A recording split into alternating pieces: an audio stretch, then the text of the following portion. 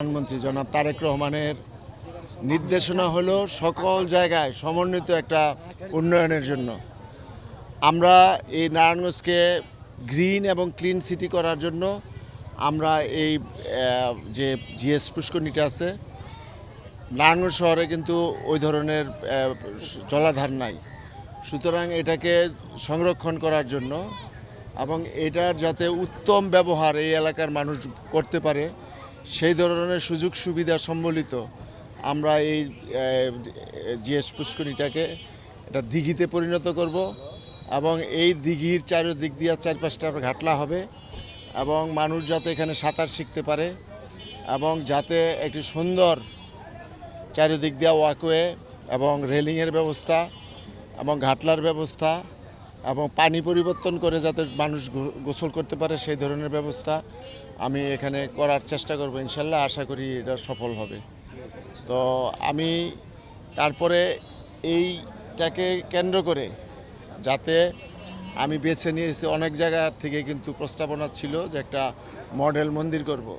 সেই মডেল মন্দিরটা আমি এখানে নেওয়ার চেষ্টা করেছি এই কারণে যাতে এই ঘাট এই দিঘি এবং এই মন্দিরের সমন্বয়ে এই এলাকাটা আরও জমজমাট, আরও সুন্দর, আরও খুব ভালো হয়, সেটার জন্য এই প্রজেক্টগুলি নিয়েছি। তো আজকে এই পুকুরের যে আমরা প্রথমে এই কচু ক্ষেত বা এটাতে একদম ভরাট হয়ে গেছে, এগুলি আমরা করলাম। আগামী কাল পরশু থেকে এই দোকানগুলি ভেঙে দিলে আমাদের যন্ত্র আসবে, বেকু আসবে, ট্রাক আসবে, আমরা ময়লা এখানে রাখবো না, ময়লার সাথে সাথে এখান থেকে সরিয়ে নেওয়া হবে এবং যাতে করে এখানে একটা সুন্দর পরিবেশ বিরাজ করে জনগণ যাতে এখানে দেখতে আসতে পারে, বেড়াতে আসতে পারে বা ঘুরতে পারে, সেই ধরনের একটা পর্যটনের মতো একটা ব্যবস্থা যাতে হয়, সেই ধরনের একটা সুযোগ সুবিধা সম্বলিত এই জিএস দিঘি এবং এই মন্দিরটির মাধ্যমে এখানে আমরা এই সরকারের যে সমন্বিত উন্নয়নের যে অঙ্গীকার, তারেক রহমানের যে অঙ্গীকার, সেটা আমরা বাস্তবায়ন করবো ইনশাল্লাহ। আর এর মাধ্যমে অনেকগুলি সুবিধা, সেটা হলো এখানে মশার বাগারে পরিণত হয়েছে। আপনারা দেখে কচু ক্ষেতগুলি পরিষ্কার করার পরে মানে কোটি কোটি মশা বের হচ্ছে এবং এখানে এর কারণে ডেঙ্গু রোগের প্রাদুর্ভাব হতে পারে। তো এটার থেকেও এখানে হইলো, তারপরে পরিষ্কার পরিচ্ছন্ন রইল। তবে এগুলি সংরক্ষণ করা হইলো জনগণের দায়িত্ব, যাতে করে আমি দিঘিটা পরিষ্কার করে ফেললাম, আবার দেখা গেল তারা ময়লা আবর্জনা ফেললো, সেটা যাতে না হয় এটার জন্য আমরা পরবর্তীতে বাস্তবায়নের পরে আমরা একটা উচ্চ ক্ষমতা সম্পন্ন একটা কমিটি করে দেব, যাতে করে জনগণ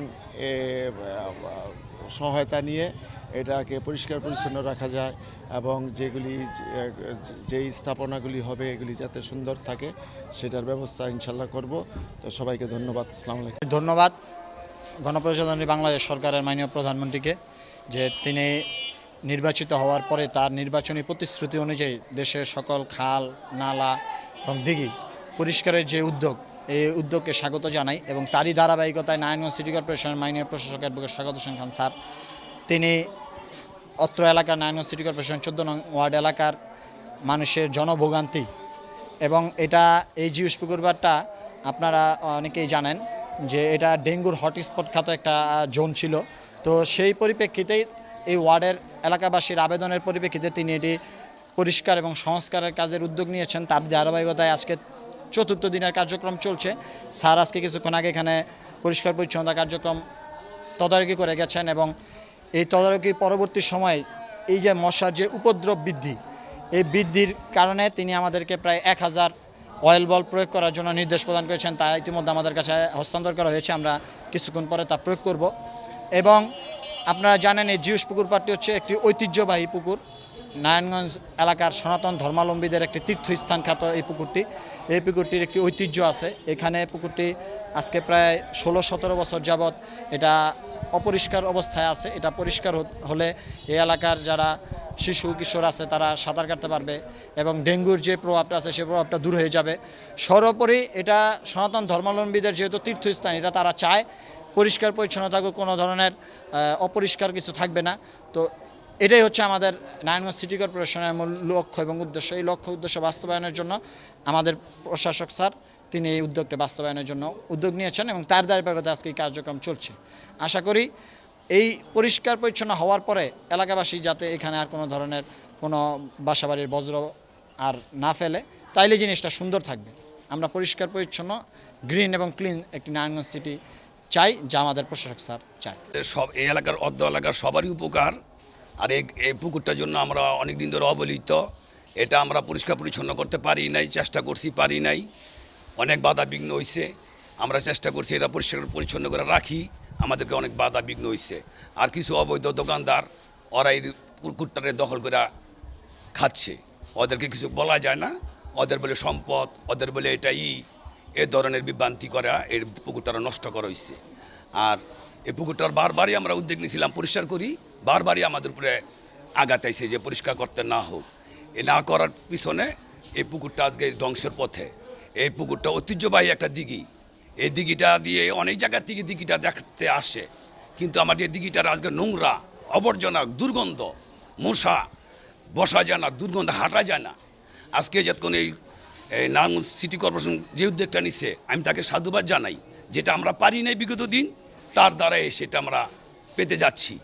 আগামী দিন আমরা স্বচ্ছ সুন্দরভাবে আমরা থাকতে পারবো, আমরা দীর্ঘ নিঃশ্বাস ফলাতে পারবো আমরা এই জায়গায়। আর এই পুকুরের মধ্যে আমরা সাঁতার কেটে বড় হয়েছি। আজকে একটু পোলাপানিরা কোনো সাঁতার কাটার জায়গা নাই, তারা নদীতে গিয়ে ডুবে মরে, সাঁতার জায়গা নাই, সাঁতার কাটবো সেই জায়গাটুকু নাই, একটু জল নিষ্কাশন করবে এই জায়গাটা নাই। আর আমাদের যে কাজটা আমরা অনেক সময় আমাদের যে হিন্দু সমাজের যে অনেক সময় লোকজন মারা যায়, তাদের কাষ্ট করে এসে আমরা এখানে স্নান করি, আমরা পবিত্র হই এখানে, সেই পবিত্র জায়গাটুকু শুধু নষ্ট করে ফেলছে, সেই জায়গাটুকু আমাদেরকে দেওয়া হয় নাই, বুঝলেন। আজকে আমি স্যারের আমি ধন্যবাদ জানাই যে স্যারের নিজে এই উদ্যোগটা যে নিচ্ছেন, যে আমাদেরকে এই দিঘির প্রাণ যে উনি ফিরাই দিলেন, তাকে আমি সাধুবাদ জানাই। তার দ্বারায় এই দিঘি পুনর্জীবিত আবার হলো, সেটা আমি অনেক গর্বিত, এলাকাবাসী সবাই গর্বিত, আমরা সবাই খুশি। যারা উদ্যোগটা নিয়েছে, একটা সুন্দর উদ্যোগ নিয়েছে। আমি ছোটোকাল থেকে প্রায় 70-72 সাল থেকে এখানে অনেক স্নান-টুতি করেছি, সাঁতার কেটেছি এবং জল খুব স্বচ্ছ ছিল। এটা এখন আমি করতে পারি না, বা আমার বয়স বেড়ে গেল, যা ছোটো ছেলেমেয়ে আছে তারা করতে পারে। দ্বিতীয় আরেকটা কাজ হচ্ছে যে আমাদের হিন্দু সম্প্রদায় একটা পূজা অর্চনা করতে হয়, ছোটোখাটো ব্যাপার ওই ডিগ্রি থেকে করতে হয়, পুকুরে করতে হয়, কিন্তু এই ডিগ্রিটা ভরে যাওয়াতে এই পূজা অর্চনা তারা করতে পারছেন। একটা বিরাট অসুবিধা, মানে ধর্ম করার যে কাজটা তারা এখানে করতে পারত না, এখন সেটা করতে পারবে। আর তৃতীয় যে প্রবলেমটা সেটা হচ্ছে আপনি বলতে পারেন মশা উৎপাদনের একটা ফ্যাক্টরি, যেখান থেকে কোটি কোটি মশা তৈরি হয়ে আশেপাশের লোকালয়ে গিয়ে কামড়ায় এবং বিভিন্ন রোগে আক্রান্ত হয়।